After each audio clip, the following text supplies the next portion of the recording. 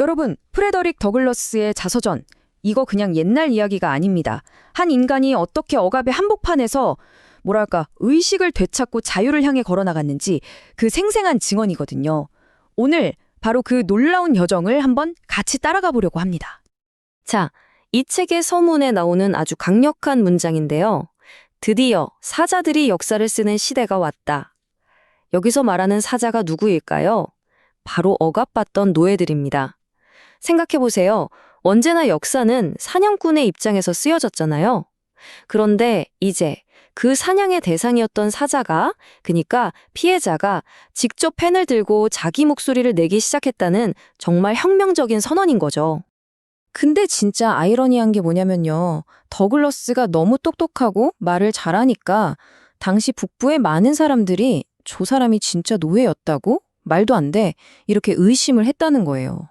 정말 역설적이죠. 그래서 이 책은 그냥 내가 이렇게 살았다 하는 회고록이 아니에요. 이건 자기 존재 자체를 증명하기 위한 하나의 투쟁이었고 저항이었던 거죠. 글로써 내 고통스러운 과거가 전부 진짜였다고 세상에 외쳐야만 했던 겁니다.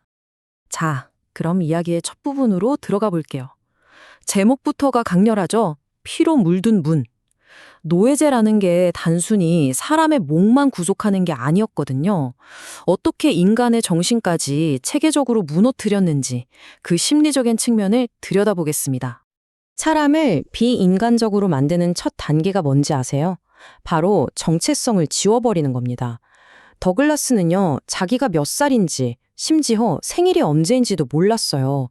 책에서 마치 말이 자기 나이를 모르는 것처럼 이라고 표현하는데 정말 충격적이죠. 노예 주인들이 일부러 그런 기록을 다 없애버린 거예요. 왜냐? 넌 인간이 아니라 그냥 우리 소유물이다. 이걸 각인시키려고 했던 거죠. 그리고 노예제도의 가장 잔인한 심리적 전력 중 하나가 바로 가족을 해체시키는 거였어요. 더글러스도 갓난아기 때 어머니랑 헤어져서 얼굴도 제대로 기억을 못했대요. 인간에게 가장 기본이 되는 그 애착, 그 유대감을 완전히 끊어버리는 거죠. 그렇게 해서 저항하려는 의지 자체를 그냥 뿌리부터 뽑아버리려고 했던 겁니다. 더글러스가 어린 시절에 자기 이모가 정말 끔찍하게 채찍질 당하는 걸 목격하는데요. 그 순간을 피로 물든 문이라고 불렀어요. 말 그대로 노예제라는 지옥으로 들어가는 입구였다는 거죠. 이건 그냥 폭력을 받다는 차원이 아니에요. 공포를 통해서 사람을 어떻게 복종시키는가, 그 끔찍한 시스템의 맨 얼굴을 처음으로 마주한 순간이었던 겁니다. 자, 그럼 지옥 같은 곳에서 드디어 전환점이 찾아옵니다. 두 번째 이야기, 새로운 세계인데요. 바로 볼티모어로 가게 된 사건이 그의 인생을 완전히, 영원히 바꿔놓게 됩니다. 더글러스는 자기가 볼티모어로 가게 된 걸 신의 특별한 섭리였다고까지 말해요. 그리고 거기서 난생 처음으로 친절한 감정으로 빛나는 얼굴을 보게 됩니다. 농장에서 늘 보던 건 잔혹함과 폭력뿐이었잖아요. 그런데 새로운 여주인인 소피아 올드가 보여준 그 따뜻한 첫 인사는 더글러스가 알던 세상을 통째로 뒤흔드는 정말 엄청난 충격이었을 거예요. 그리고 세 번째 이야기, 자유로 가는 길. 여기서 정말 흥미로운 지점이 나오는데요. 어떻게 주인의 실수 하나가 아주 역설적이게도 더글러스에게 해방으로 가는 열쇠를 쥐어주게 되는지 그 과정을 한번 보시죠. 모든 일의 시작은 바로 이거였어요. 새 여주인 소피아 올드가 더글러스에게 친절하게 알파벳, 그러니까 A, B, C를 가르쳐주기 시작한 거죠. 이 작은 친절이 그에게는 새로운 세상에 문을 열어주는 것 같았을 텐데, 하지만 이 순간은 오래가지 못합니다. 그녀의 남편이 이걸 보고 불같이 화를 내면서 폭력적으로 중단시켜 버리거든요. 바로 이 순간이 이 이야기 전체의 클라이맥스라고 할 수 있습니다. 남편이 아내한테 막 소리치면서 이런 말을 해요. 글을 가르치면 저 녀석 망가져. 배움은 노예한테 쓸모없게 만들 거라고. 그런데 바로 이 말이 더글러스의 머릿속에 번개처럼 꽂힌 겁니다. 주인이 두려워하는 게 바로 이거구나. 배움이야말로 나를 이 노예 상태에서 벗어나게 해줄 유일한 길이구나 하고 깨달아 버린 거죠. 정말 대단한 역설이죠. 자, 그렇게 깨달음을 얻었는데 그럼 이제 모든 게 좋아졌을까요? 네 번째 이야기의 제목은 지식, 저주이자 축복입니다. 이 새로운 알미 과연 더글러스에게 축복이었을지 아니면 오히려 저주였을지 한번 생각해 볼 문제입니다.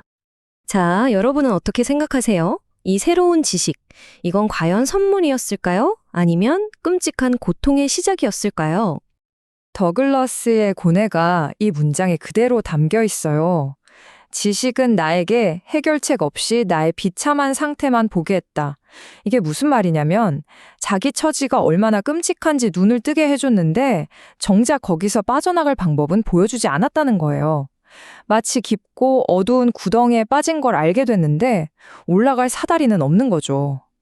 그러니까 알미 오히려 더 큰 절망을 가져온 셈입니다. 하지만요, 그 깊은 절망 속에서도 그 지식은 희망이라는 작은 불씨를 꺼뜨리지는 않았습니다. 이 문장이 정말 멋진데요. 살아있는 믿음의 말과 희망의 정신이 자기를 떠나지 않고 어둠 속에서 격려해주는 천사 같았다고 말해요. 그러니까 지식이라는 게 고통의 원인이기도 했지만 동시에 자기를 구원해줄 유일한 희망이기도 했다는 거죠. 그 양면성을 정확히 보여주는 겁니다. 자, 이제 마지막으로 이 이야기를 오늘 우리 현실로 한번 가져와 볼까요? 더글러스의 이야기는 결국 아는 것이 힘이다 라는 걸 보여주잖아요. 170년도 더 지난 이야기지만 지식과 권력의 관계에 대한 그의 통찰은 지금도 너무나 유효합니다. 그래서 여러분께 이 질문을 던져보고 싶어요.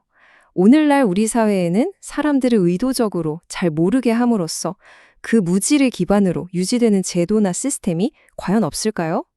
한 번쯤 깊이 생각해보게 되는 질문이죠. 그리고 그 답을 찾는 건 아마 우리 모두의 몫일 겁니다.